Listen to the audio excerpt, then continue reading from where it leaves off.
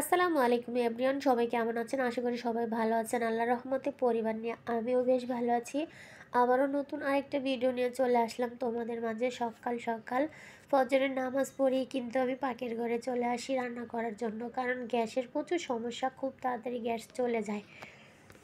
তো নিরামিষ কেটে বসিয়ে দিয়েছিলাম, ডালও হয়ে গেছে। এখন নিরামিষটা আর ডালটা বাগার দিয়ে দুটোটার ভিতরে ধনিয়া পাতা দিয়ে নামিয়ে নিচ্ছি।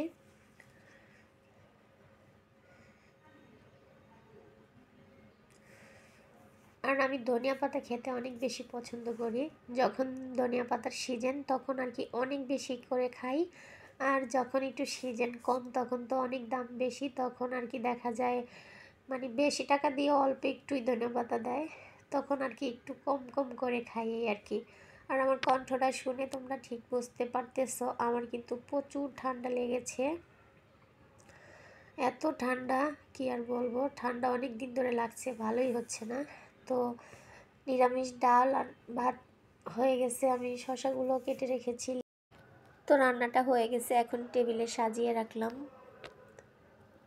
আর কালকে যে আচার বানাইছিলাম, তো আচারগুলো আর ভরি নাই, আর কাচের বয়ামের ভিতরেও রাখি নাই, কারণ কাচের বয়াম ফাঁকাই আছে, কিন্তু এই আচারটার ভিতরে তেল টেল কিছুই নাই, তাই প্লাস্টিকের এখানে রেখে দিয়েছি। তোমাদের ভাইয়া সবসময় আর কি খাইতেছে।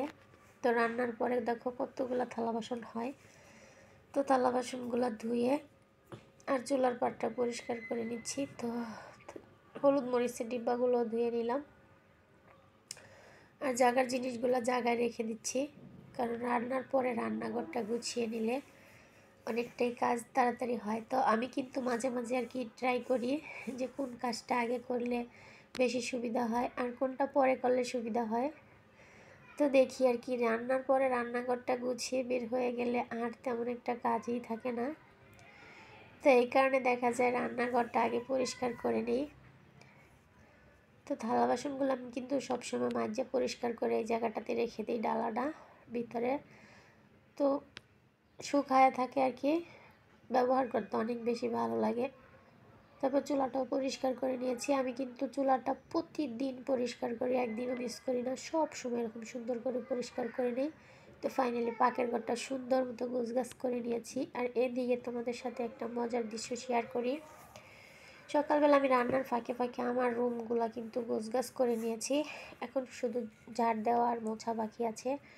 শুধু ভাবছিলাম যে ছেলের রুমটা পরিষ্কার করে তারপরে ঝাড় দিয়ে মুছে নিব। তো এদিকে এসে দেখতেছি এই মেয়েটা মানে সব বালিশগুলা সোফার উপর নামায় আর টিভি দেখা থুইয়া হ্যাঁ বিছনা বাস করতেছে। তো প্রায় এই কাজটা করে দেখি। তো মায়ের দুঃখ আর কি একমাত্র মেয়েরাই বোঝে, এটা আর কি বাস্তব সত্য কথা। যেমন আমি এখনও বাড়িতে গেলে আমার মায়ের অনেক কাজ করি। তো ভিডিওটা আজকের মতো এই পর্যন্ত ছিল, ভালো থাকবেন, সুস্থ থাকবেন, আল্লাহ হাফেজ।